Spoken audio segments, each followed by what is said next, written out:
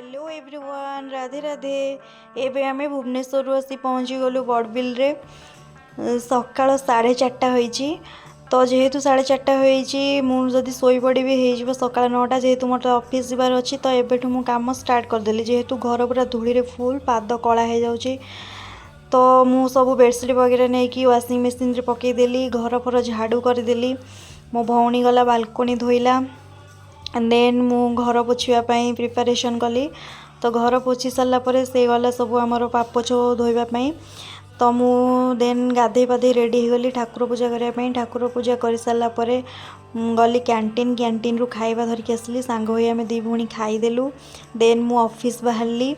Office रु आसली lunch time रे लंच करने। लंच सारिकी पुणी ऑफिस गली। ऑफिस रु इवनिंग रे आसिकी टे फ्रेश होइकी प्रेयर कली। प्रेयर कर सारापर रुटी कली। रुटी कर सारापर सांग होइकी आमे खाइलु। दिन बेले लंच रे मो भौणी जे प्रिपेयर करथिला सा थिला। तो आपण माने एमिति मो वीडियो देखु थांतु एवं मते सपोर्ट करंतु, सब्सक्राइब करंतु, लाइक करंतु, कमेंट करंतु।